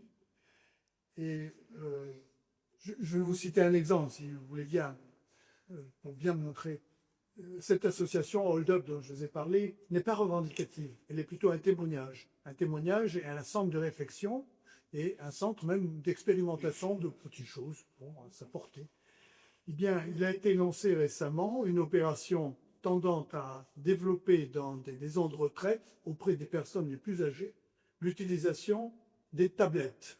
Pourquoi les tablettes? Pas forcément pour se distraire, mais surtout pour revenir en contact avec les familles et notamment avec les jeunes qui sont très accros de ces informations. C'est par tablette, par le numérique. Eh bien, on s'aperçoit qu'au cours de cette expérimentation, les jeunes viennent voir leurs grands-parents ou leurs parents vieux, alors qu'ils ne les voyaient plus. Et qu'est-ce qui fait le bien commun? La tablette. Non? Oui, alors ça, c'est très intéressant parce que j'ai amassé en fait ce genre d'expérimentation. J'en ai évité quelques-unes par le passé aussi. Ce genre en fait, comme vous le savez probablement, la 5 causes des choses, c'est la même étymologie. Et faire cause commune, c'est trouver les objets autour desquels on se réunit en fait. C'est un peu ça. Donc, ce qui est très intéressant dans l'expérimentation que vous racontez, c'est cette idée que faire cause commune, c'est aussi trouver des bons objets médiateurs qui font que les personnes vont nouer un lien social ou avoir un regard les uns sur les autres qui va être différent. La tablette, c'est un de ces objets. On peut dire tout ce qu'on veut sur une tablette, c'est pas grave. Il y a un objet, il y a une chose commune progressivement, va faire cause commune, si on peut dire. Donc la difficulté, c'est de trouver ces choses-là. Je suis tout à fait d'accord avec vous. Je pense que pour changer non seulement le regard de la société sur les personnes âgées, mais aussi le regard des personnes âgées sur elles-mêmes et sur les autres personnes âgées, puisqu'on ne regarde jamais mieux d'un vieillesse que chez l'autre, d'un certain point de vue, il faut en effet des objets communs autour desquels puissent se refabriquer du lien, ou en tous les cas, à partir desquels on puisse penser différemment qui est la différence, qui est l'autre, etc., etc. Et en fait, ces expérimentations autour des objets, là où je me suis rendu compte de l'importance de cela, c'est vraiment dans le cas des associations de personnes handicapées. Alors vous allez me dire, les personnes handicapées, évidemment, ils ont une cause commune, ils sont handicapés. Mais c'est pas tout à fait vrai, parce que changer le regard de la société sur des personnes handicapées, c'est très long, c'est très difficile. Ça prend un temps fou, ça existe, ça fait 70 ans qu'on en parle, la mobilité, etc. Ça marche pas. Parce que c'est pas une question de disposition intellectuelle. C'est une question, en fait, d'accès de tous à des mêmes espaces. C'est ça le point. Donc, accès de tous à des mêmes espaces, il faut designer des espaces dans lesquels on puisse avoir accès. Il faut qu'ils soient équipés d'objets qui permettent d'opérer des partages et des échanges. Et c'est vrai que en tout cas, votre expérimentation, je la trouve très intéressante parce que changer le regard ne se change pas en décrétant qu'il faut regarder la vieillesse autrement. Elle se change parce qu'on fabrique des objets qui font que les gens ne s'approchent pas de leur grand-mère parce qu'elle est vieille, mais parce qu'elle est leur grand-mère. Voilà, c'est un peu ça. Pardon, en fait, je n'apporte aucune réponse à votre question. La dernière question. Est-ce qu'il existe une coopération entre les associations de malades? En particulier, je pense à l'AFM, qui est une association très importante et qui a beaucoup de moyens. Et est-ce qu'elle coopère avec des associations plus modestes, en particulier dans le champ des maladies rares, où on va trouver des associations de petite importance?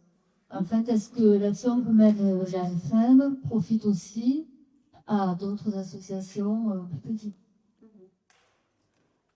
Alors, merci pour votre question. J'avais dit très très vite et trop vite, je pense, au début de mon exposé, que l'AFM avait joué un rôle structurant dans le milieu associatif sur les maladies rares. L'AFM a été à l'origine d'abord de la création d'un certain nombre, en tout cas, plusieurs associations sont venues voir l'AFM pour lui demander conseil sur comment on crée une association, comment on la gère, etc. L'AFM a été à l'origine de la création de l'Alliance Maladies Rares française, de l'Organisation européenne des associations de maladies rares, qu'elle finance. Elle finance l'Alliance, comme elle finance l'organisation européenne. Donc, c'est une association qui a apporté son soutien financier, logistique, intellectuel à différentes associations maladies rares en France et en Europe, mais aussi dans d'autres pays. En Afrique, par exemple, des associations qui sont soutenues par un fonds. Alors, juste pour peut-être aller un cran un tout petit peu plus loin, ce n'est pas si facile pour les associations de collaborer entre elles. Ce n'est pas facile parce que chacune se donne des missions. Les missions ne sont pas forcément compatibles les unes avec les autres. Donc ça, c'est un premier point, comme toutes les organisations d'ailleurs. Et puis, la deuxième raison pour laquelle la coopération n'est pas je dirais, évidente, c'est que, une fois encore, il faut trouver cause, il faut faire cause commune. Qu'est-ce qui justifie de se mettre ensemble? C'est toujours ça la question de base. L'AFM, à une époque, a été très attaquée, je ne sais pas si vous en avez entendu parler, par Pierre Berger, qui disait, mais l'AFM, il y a 100 millions d'euros par an, mais il ne va pas partager. Pourquoi l'AFM ne partage pas? Il faut donner un peu à tout le monde. Et l'AFM avait répondu assez je dirais, stratégiquement, mais aussi assez vertement, en disant, premièrement, ce n'est pas notre argent, c'est l'argent que les Français nous ont confié pour une mission très particulière, qui est celle-ci, à laquelle on compte, vis-à-vis de laquelle on compte, bien sûr. Et puis, deuxièmement, quelle est exactement votre cause, vous, les associations que vous représentez? Qu'est-ce que vous voulez faire? Parce que les coopérations, elles sont possibles si on se donne des objectifs et des causes communes. Et au final, c'est comme ça que l'AFM a noué soit régulièrement, soit occasionnellement des relations avec, par exemple, les associations de lutte contre le sida, parce que ils ont défini ensemble un certain nombre d'objectifs. Ce n'est pas juste ce. Les associations, on pense toujours, si vous voulez, que c'est sympathique et parfaitement démocratique. Ça l'est, mais comme toute organisation, il y a des objectifs, il y a des moyens. Je veux dire, d'ailleurs, il y a beaucoup de recherches qui montrent aujourd'hui que beaucoup d'associations ressemblent à des entreprises, du point de vue de leur fonctionnement, etc. Donc, Si vous voulez, à un certain moment, les associations, pour travailler ensemble, doivent probablement prendre le temps de dire mais pourquoi est-ce qu'on travaillerait ensemble? Parce que mettre en commun des moyens, ce n'est pas une raison pérenne pour se mettre ensemble. Si on ne sait pas qu'est-ce qu'on fait avec ces moyens communs. Et c'est ça un peu, je crois, un peu la leçon aussi qu'on a tirée de ces recherches avec mes collègues. C'est que la difficulté, il faut prendre au sérieux le terme association, en fait. Association, c'est l'art et la capacité d'associer. Et associer, c'est probablement l'activité humaine la plus difficile. Comment faire en sorte de se trouver avec d'autres, être convaincu qu'on a des choses à faire ensemble, etc. etc.